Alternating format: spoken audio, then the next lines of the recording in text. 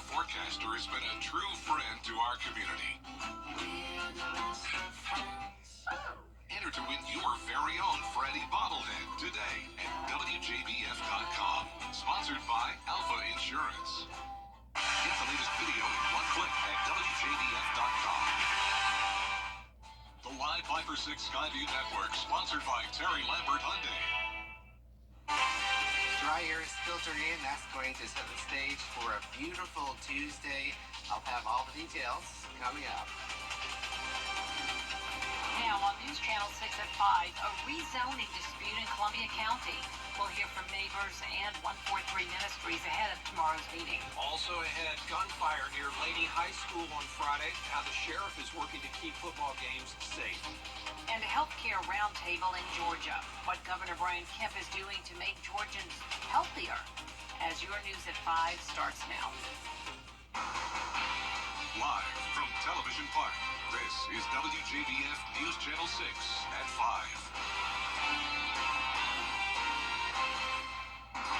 Good evening, everybody. I'm Brad Means. And I'm Jenny Montgomery. Thank you for joining us. We want to start right off the bat with a first check of the weather. And for that, we'll Here in just a few minutes, Jenny and Brad. All right, Miller, thank you. 2 people were injured in a shooting in Richmond County. It happened just before 11:30 Sunday evening on James Drive. Deputies tell us both were shot and taken to the hospital. No word on their condition or any arrests. One person is dead after an ATV crash in Burke County. It happened Saturday at Eagle Pass Road in Griner Circle in Hepzibah. 39-year-old Robert Boutelier was driving an ATV when he lost control and went off the road. He died right there. His 3 passengers were injured and taken to the hospital. Questions tonight about security at local high school football games after shots were fired just outside of Laney Stadium in the middle of Friday night's game. Bria Smith is live now with an update on what happened. Bria? That's right, Andy. Well, investigators say that someone shot a gun out of a car near a neighborhood near the Lucy C. Laney Memorial Stadium, and luckily no one got injured. The incident did against Westside High School. Video shows players ducking and covering for safety on the field, and fans in the stands looking for safety as well. Richmond County Sheriff Richard Roundtree says safety is the #1 priority for his team.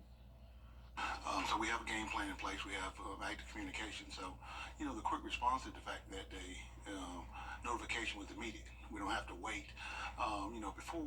Before the county had their own countywide radio system, you had to relay. So it was always that delay.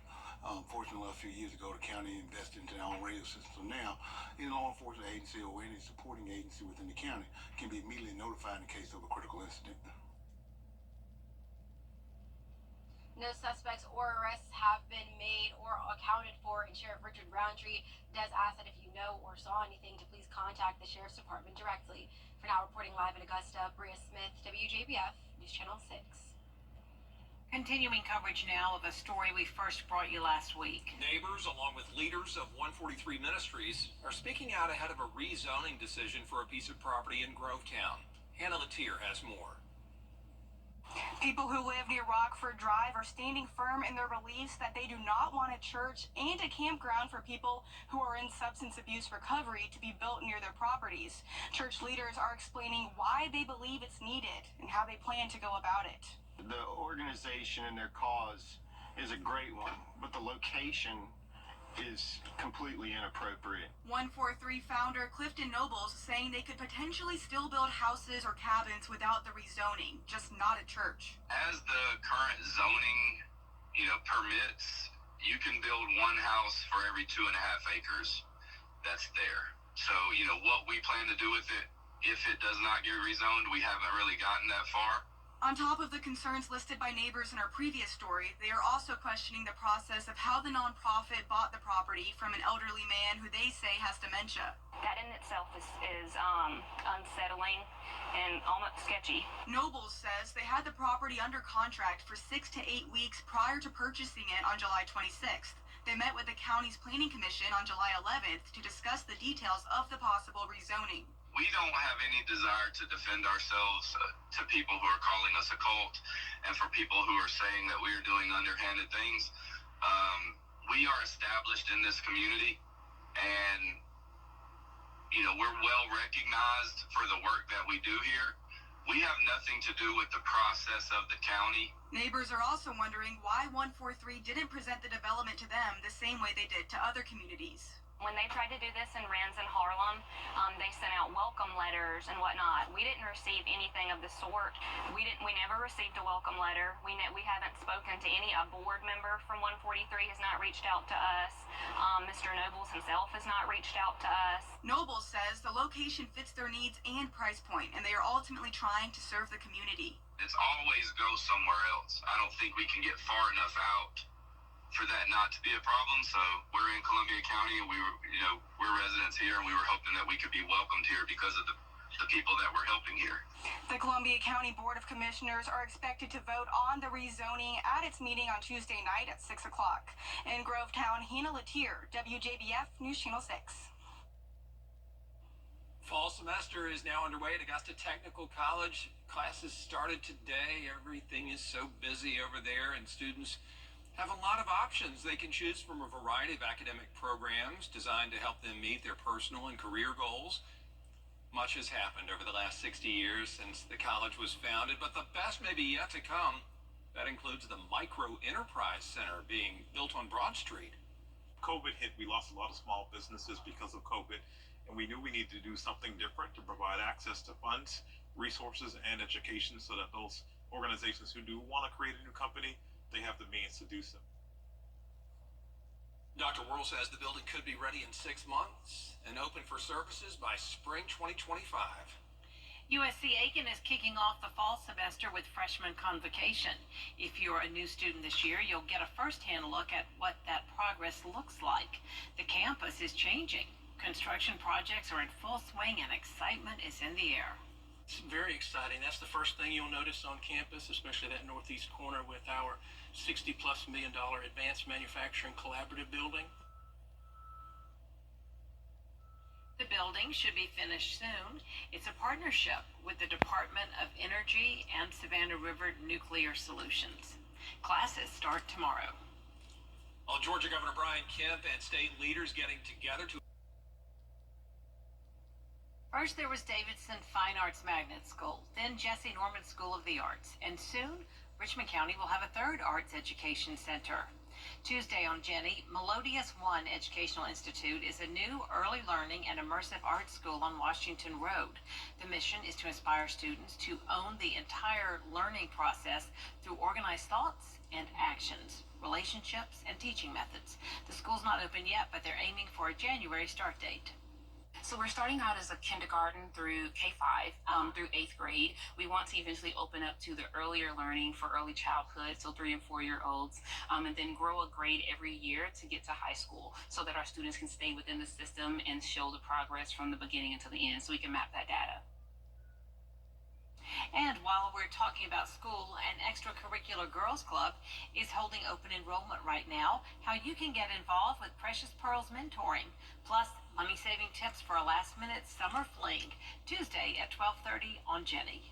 Still ahead on News Channel 6 at 5, a busy week politically. Well, we've got some dry air moving in, and that's going to allow for temperatures to cool down below average. I'll have the details coming up. It's home time. Still ahead on News Channel 6 at 5, hunting for a cure in Emmanuel County. How a pair of local organizations teamed up to help kids into the great outdoors. Weather headlines on WJBF News Channel 6. Brought to you by Hickson Roofing. If your roof needs fixing, call Mr. Hickson. Get up to 70% to the weekend, but most spots will stay nice and sunny. The big story you need to take home is the much cooler air. At nighttime, it could be approaching 60 degrees. Nice. Love it. All right, thank you, Miller. Thanks, Miller. This weekend, Midland's Hunting Retriever Club and the Jefferson County chapter of Hunting for the Cure teamed up for a retriever jamboree. It was all about introducing children to the running hunting retrievers. Gracie Thigpen and her family are celebrating ringing the bell this month as she fights leukemia, but say they could not have done it without the support of the folks in Hunting for the Cure. It's more than just hunting. It's about these families getting together and having family reunions. just loving on each other because they're going through the same things, and we just get to be hands and feet to serve. Everybody's going to be together. Everybody's a family, and that's what I like. It's because, I mean, everybody a part of Hunt for the Cure, their families, their parents, Mr. Keith, and all the other guys that take us out hunting, they are family. To learn more about Hunting for the Cure, go to WJBF.com. Up next, a prehistoric foot race in Washington State. We're going to hear from the winner of this year's T-Rex World Championship. Look at her go. Next. When you remind me back. Oh, look, a pirate ship. Everybody has a Labor Day sale So why is Weinberger's any different? because we have tons of quality Weinberger furniture at low prices. That's right. I bought a lot of extra inventory this summer, and it needs to go at any price. We have store-wide markdowns on our huge selection in all 3 locations. Get great quality, name brand furniture at a huge discount. Now through Labor Day. Get the best prices on Weinberger's furniture this Labor Day. In stock and ready for delivery. At Brookhaven, it's A big race this weekend in Auburn, Washington. And the participants were unique, to say the least. Here's Danny New. And Dinos away! The most important track event of the summer. Good start for Dynamo. Over the weekend, Washington's Emerald Downs Racetrack once again hosted its annual T-Rex World Championship race, where hundreds of folks nestled inside these inflatable costumes compete to see who is the fastest dino in the post-Jurassic era. I put on this suit, I'm like looking around at all these people, I'm like, oh my goodness, I'm in a dinosaur suit. I spoke with the winner of the men's race, Shane Tam, who was a former college football player in the area. Shane was looking for something new to compete in, and also... I seen the last year's winner on the stuff, had that big trophy, I was like, dude, it's gonna look sick in the apartment. But this year's contest was a little different. It's the third little dino and young Rex on the go. For the first time since the race began in 2017, Emerald Downs added categories. So we had this kids under 11 race, and then for the more experienced reptiles, Grandpa Rex, Senior, Fossilizer, moving quick, get out of my yard. there was also an event for carnivores over 50. Not to mention, they also split up the men and the women, and the women's race looked like it featured some light taunting. Uh-oh. For the record, though, you can't blame anyone who winds up on the ground. For all the athletes out there, it's like running with a parachute. Shane confirmed it's pretty hard to run in these prehistoric bounce houses, and he says you can barely see where you're running. In fact, It looks like one shell of a dino got the job done. he didn't even know if he won. I was like, did I win? Did I win? And they were like, yeah, you won. I was like, But as you can see, Shane earned that highly coveted trophy with a T-Rex on top, and the official title of the fastest T-Rex in the world. So when you crossed the finish line, what was going through your mind? Like, I did it! Or like, please let me take this thing off? both. Now, Shane says he does plan to come back next year and try to retain his crown. However, he's not the one you should be worried about. Where I am, where'd I go? Oh, here I come, here I come. In New York for ABC News, I'm Dana New. They don't, roar. There you go. Roar. Great costumes.